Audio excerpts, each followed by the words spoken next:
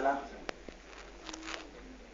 Muy buenas tardes, mi nombre es Anita. Voy a hablar del tema ¿es legítimo prohibir las manifestaciones si estas afectan el libre tránsito?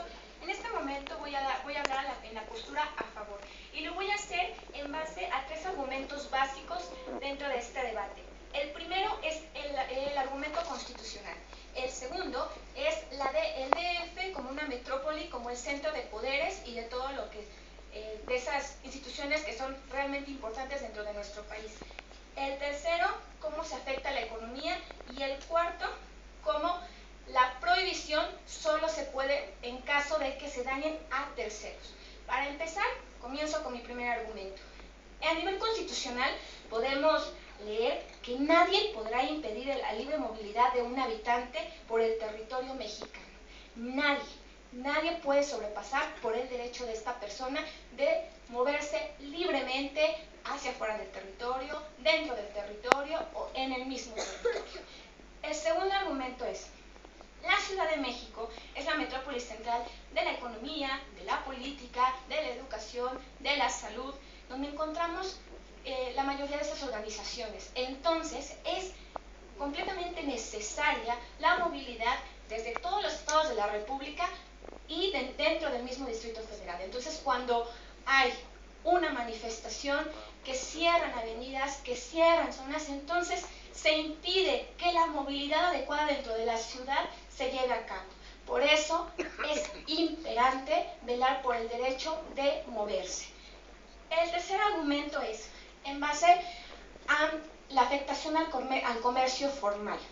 Con las manifestaciones que se llevan a cabo principalmente en avenidas que son de gran relevancia dentro de la metrópoli, se ven afectadas los comercios, se ven afectadas todas aquellas tiendas, todas aquellas plazas, todas aquellas organizaciones que formalmente generan dinero, apuntando a una mejora económica. En el momento en el que se impide que se trabaje, se pierden recursos. Además, tomando en consideración también a los trabajadores que tienen que trasladarse hacia esos lugares. La pérdida no solamente es a nivel macroeconómico para estas grandes empresas, sino también se ve afectada la economía familiar de estas personas que van a trabajar al Oxxo por cierta cantidad a la semana y que desgraciadamente no pueden llegar a su trabajo. Entonces ahí también se afecta, y en el momento en el que se afecta a terceros es cuando se debe de hacer algo para que esto no ocurra. Esto me lleva, por supuesto, a mi cuarto argumento. No se puede, en ninguna constitución se permite que se violenten los derechos de los demás, que se violenten las libertades de los demás. La libertad de tránsito es básica para todos en el Distrito Federal. La libertad de poder laborar también es básica. La libertad de acudir a los centros médicos también es básica. El Estado debe de velar porque todos los individuos tengan la capacidad y puedan acceder a cada una de estas situaciones sin que obviamente se violente su derecho.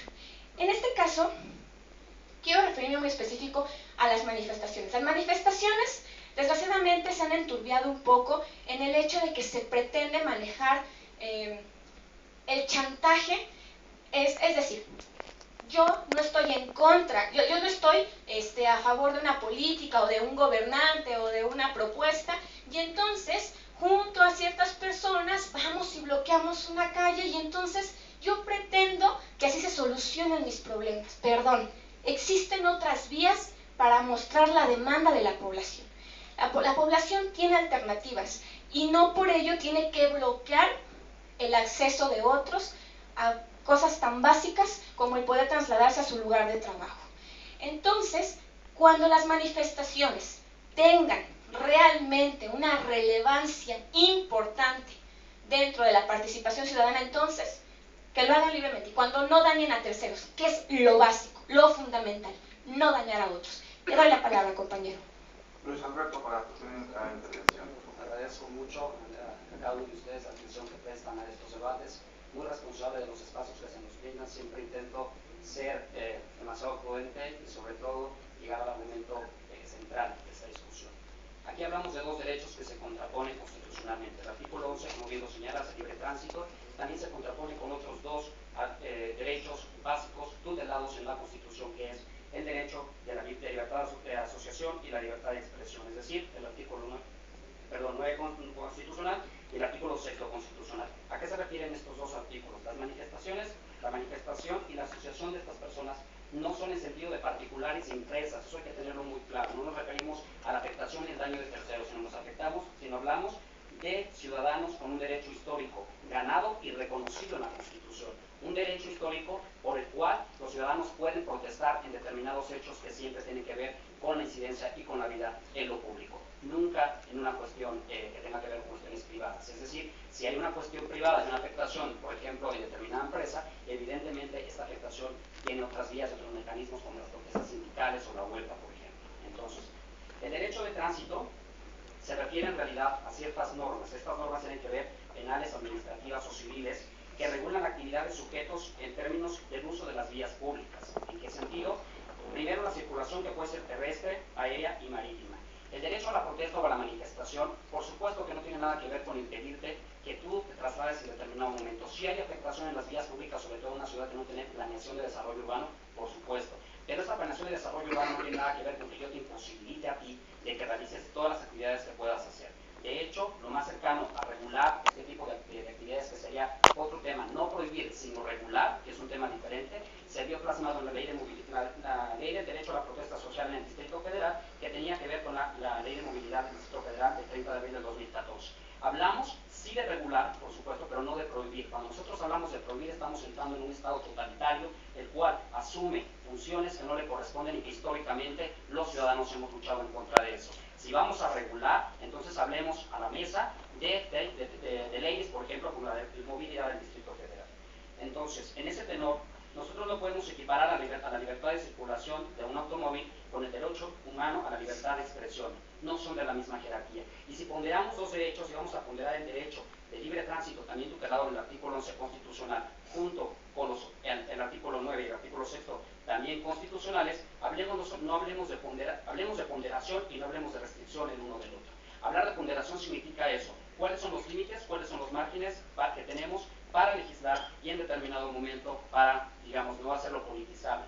Porque hay que tener algo muy concreto siempre. Cuando nosotros hablamos de legislar, a la postre hablamos de judicializar. Y si nosotros empezamos a legislar y judicializar ciertos derechos históricos que tienen que ver con los derechos civiles y políticos de cada ciudadano, evidentemente que nos estamos equivocando de rumbo y estamos migrando una vez más a un estado totalitario que ya desde hace mucho tiempo históricamente lo veíamos desde 1920, cuando eran reprimidas todo este tipo de manifestaciones. Nótese, el caso del 68 en el país, nótense otro tipo de ejemplos que tienen que ver en la misma protesta uno de los ejes centrales que acaban de pasar en el país a nivel histórico, que tiene que ver con el caso de Ayotzinapa.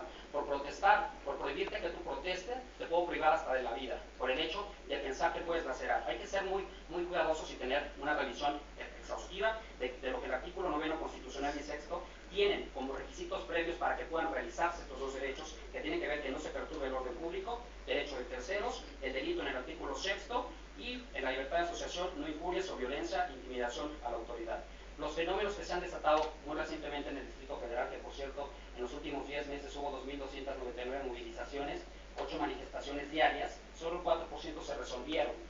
De hecho, hay que recordar que más del 70% de estas manifestaciones no tienen que ver con problemas directamente contra la ciudad, tienen que ver con problemas que atañen a sindicatos, por ejemplo, como el CENTE, o que atañen a otro tipo de particularidades del ámbito social. Entonces, si nosotros no sabemos diferenciar para qué se usa una calle, por ejemplo, para qué se usa una plaza, y le coartamos este derecho que tienen los ciudadanos a poder asociarse y a poder manifestarse, vamos a caer entonces en un estado totalitario que no es respetuoso de los derechos y las garantías individuales que tanto nos han costado en este país.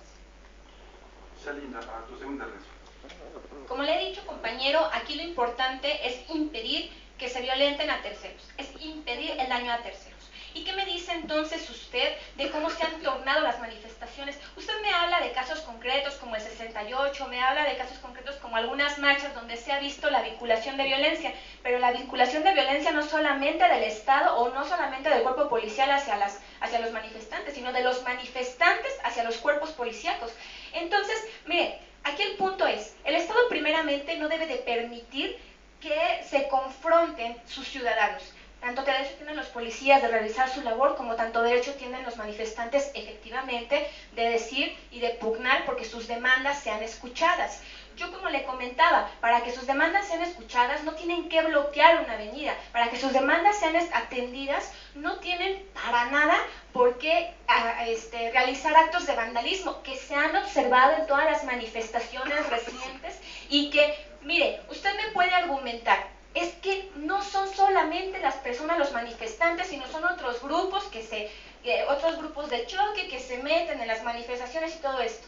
Pero si las manifestaciones no pueden ser controladas desde adentro, si no pueden hacer que realmente no entren estos grupos de choque y que no se cometan actos vandálicos, entonces, si ellos no pueden tener un propio control, el Estado tiene que poner un control. En cuanto al Estado democrático, nosotros vivimos efectivamente en nuestra democracia, donde los ciudadanos escogen a sus representantes y les dan la capacidad y la autoridad para realizar las funciones determinadas en beneficio de la sociedad. Cuando hablamos de prohibir, el Estado entonces es representante de los ciudadanos. Y entonces, cuando vemos en encuestas que los ciudadanos, que por ejemplo las personas que viven en el Distrito Federal se quejan de las marchas y de las marchas y de las marchas, entonces el Estado tiene que actuar. El Estado tiene que actuar efectivamente y es legítimo por el Estado, tanto que tiene la autoridad por parte del ciudadano para prohibirlas. Pero en efecto, vamos a hablar sobre cómo se puede manejar un acuerdo. Efectivamente, no todo tiene que ser violencia y no todo tiene que ser autoritarismo. No tenemos que caer en un Estado autoritario, pero de que es legítimo, es legítimo. Por favor, José Alberto, para tu segunda intervención. Evidentemente que resolver no es reprimir. En la discusión no está si se necesita una regulación de este tipo de actividades o necesitamos en cierto sentido la prohibición total de manifestaciones, aduciendo que en la mayoría de ellas hay violencia. Son cosas muy distintas. A la mesa, lo señalo una vez más, se trata de legislar, por supuesto, se trata de dar las directrices, como por ejemplo el artículo primero en el dictamen de ley de movilidad del Distrito Federal, que hablaba sobre planificar, regular, gestionar la movilidad de personas y bienes, es decir, una coordinación directa para tener una funcionalidad de la protesta, de la manifestación en sí, engloba la protesta y la exigencia de determinados derechos. Sí es posible, esa es la discusión al tema, no es la prohibición de tajo debemos recortarla, porque cuando nosotros le permitimos al Estado en esta idea de que es el representante de la mayoría de los derechos, que también es uno de los temas de los derechos colectivos, entonces estamos cayendo en darle ciertas atribuciones que van en el detrimento propio de lo que hemos logrado. Sí vamos a regular, por supuesto, insisto, para planificar, para tener una mejor coordinación de la utilización de las vías públicas, de la utilización de no permitir el congestionamiento en determinado momento en el Distrito Federal y atender las características que esta ciudad necesita. Eso es un hecho y eso debe debatirse a la mesa y no es algo que se censura. Lo que se censura es una prohibición de facto por parte o pensando en este elemento de la violencia, en este elemento de que hay determinados infiltrados, de que en realidad ciertas manifestaciones solo benefician los intereses de unos cuantos. Si nos vamos en esta diatriba, entonces en realidad no correspondemos en el sentido propio de lo que la Constitución quiere decir. En efecto, es muy importante decir que el derecho exigible ante la represión gubernamental es uno de los factores más importantes que debemos de tener. Es decir, organizar el conflicto, no ignorarlo pensando que puede erradicarse solo. Insisto, tenemos un parteaguas importante con la ley de movilidad, es que no censura los derechos, como lo dice la propia ONU, que la libertad de reunión pacífica y asociación es una exigencia. Cuando tú le sometes una exigencia o un aviso previo ante la autoridad, estás incurriendo en prácticas que tienen que ver, que son prácticas que violan los derechos humanos, de los cuales evidentemente en este país tenemos grandes ejemplos y también podemos hablar de estadísticas sobre ello. Insisto, no se trata de la prohibición, se trata de la regulación, que es una cuestión diferente, que por supuesto estamos en el mismo canal. Celina, para tu tercera intervención y cierre. Como el tema lo apunta, es legítimo prohibir las manifestaciones. Yo, en mi postura a favor, digo que el Estado tiene el legítimo poder de hacerlo. Aquí el punto base es que no se dañen a terceros. Estoy haciendo una recapitulación de lo que ha sido el debate. El compañero me dice que no se puede pugnar por favorecer un derecho. Efectivamente, el Estado tiene que garantizar el derecho de todos, de cada uno de los ciudadanos. El derecho, y es tan benéfico el derecho a la manifestación, el derecho a la libre expresión, como la movilidad y cómo darle sustentabilidad al Distrito Federal, permitiéndole la movilidad adecuada a cada una de las personas que se encuentran dentro de esta metrópoli.